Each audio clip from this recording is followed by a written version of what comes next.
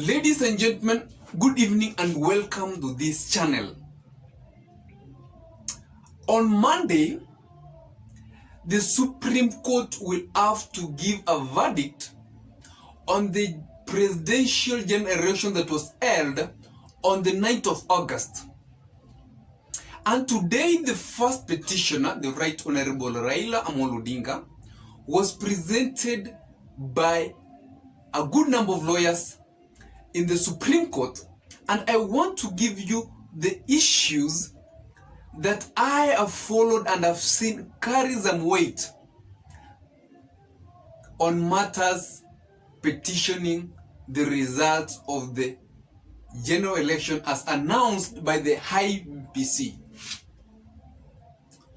One of the issues is that the lawyers argued that the cancellation of election in some of the counties and some of the constituencies and even wards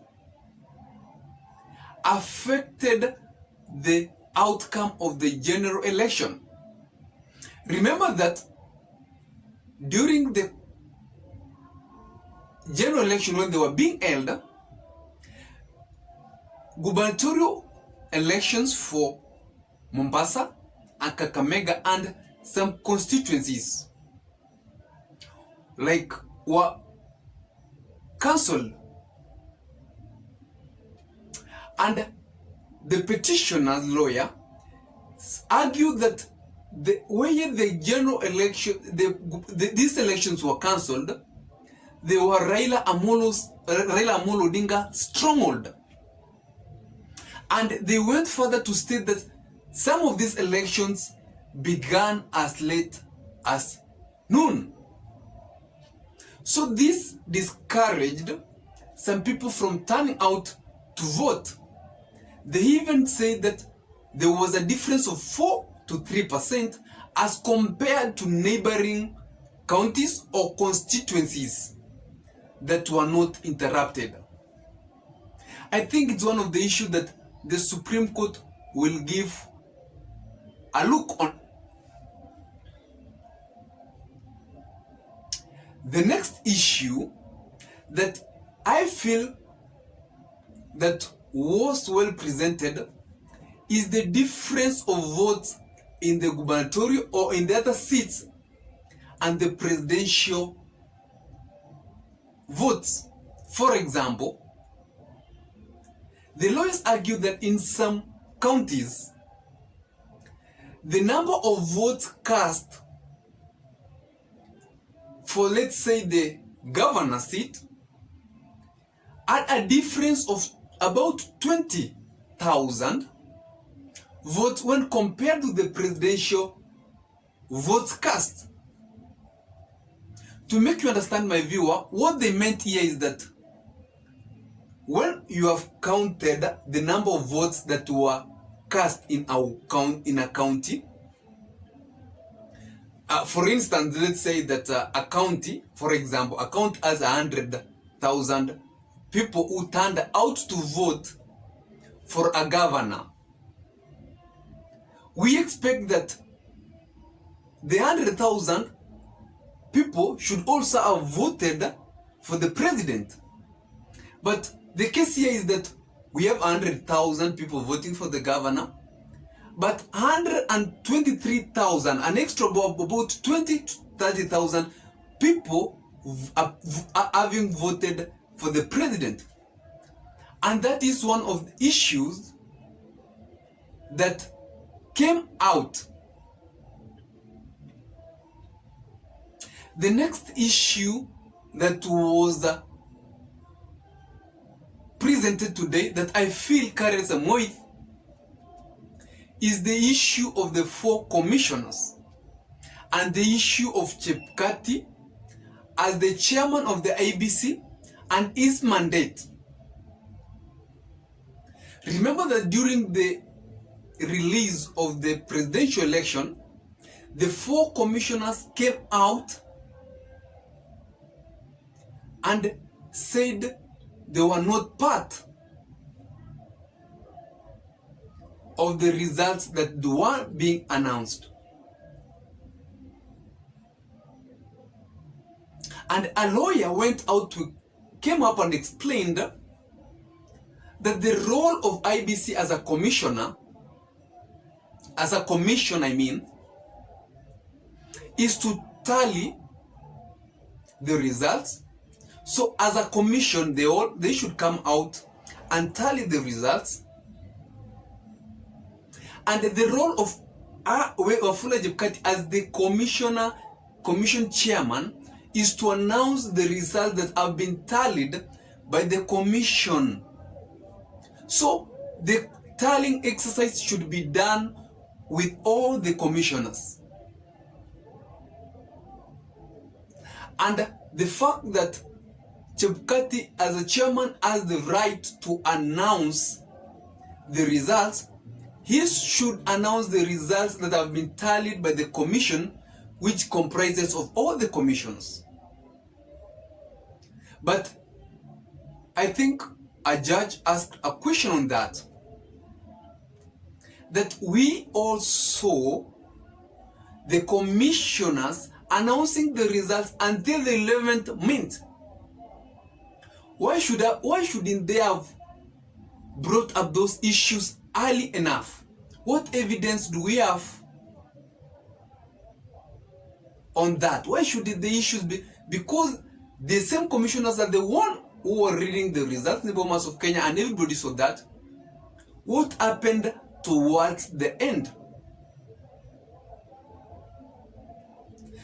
And finally, ladies and gentlemen, one of the issues that has been given a lot of contention is the issue of the 34A forms. For my viewer who doesn't know what a form 34A means, it's the form that is filled in a polling station carrying the presidential results. And in that form, we had 4 candidates, the presidential candidates, already printed there. So when the results have been counted in the polling station, the presiding officer in the polling station will record handwritten, using handwriting, we record the number of votes cast for each candidate, valid votes cast for each candidate, and the number of rejected votes.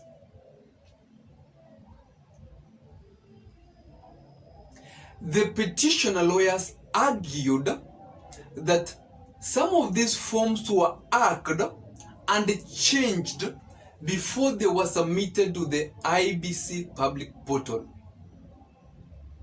They went further to give a series of examples of forms. So to give you a look of what was happening is that when that form was filled in the polling station, a picture of the form was being taken, or a photo of it, and that photo was being transmitted to the National Tallying Center. And the petitioner lawyers argued that there was some hacking that was happening in the process, and some of these results these forms were being interfered with. But again, a question came up from the judges that they need further explanation of how somebody can hack a form that is handwritten, change it, and bring it back to or resend it back to the portal. And also a further explanation of if that form, that photo was taken, if it was hacked and a different figures indicated on it, it also meant that the physical form that was being brought from the constituency, because at the end of the day these forms were being taken physically by the presiding officers from the polling station to the constituency, then the returning officer was carrying them to the Bomas of Kenya for verification. So if somebody hacked these forms on the hack them and put them different figures on the public portal, we expect that also these forms that are coming from the returning officer should also be different. And also the forms that the agents in the polling stations were given to also be different from that one that had been hacked. Because in any case the form was hacked, the physical form by the returning officer and the hacked form will not be similar. So the judges wanted a further explanation on that. Ladies and gentlemen, it has been, I think the entire day has been having a series of issues, and those, but I've just given you those issues that I feel are the one that carried a good amount of weight. I'll be following what the respondent will be. I think they also have a whole day, and we will finally wait for the verdict that the Supreme Court will give. I think it will be on Monday, and I will update you on it in this platform. So if you're watching, remember always to subscribe, touch the subscribe button and like this video, and also you can put the notification bell on so that whenever I'm posting such a video here, you will be the first to be notified. Thank you, and also you can drop a comment in the comment section so that we can grow the channel together. I see we are doing very well. We started just the other day and we are about 600, we're heading to 600 subscribers. Have a nice day, ladies and gentlemen, and stay safe.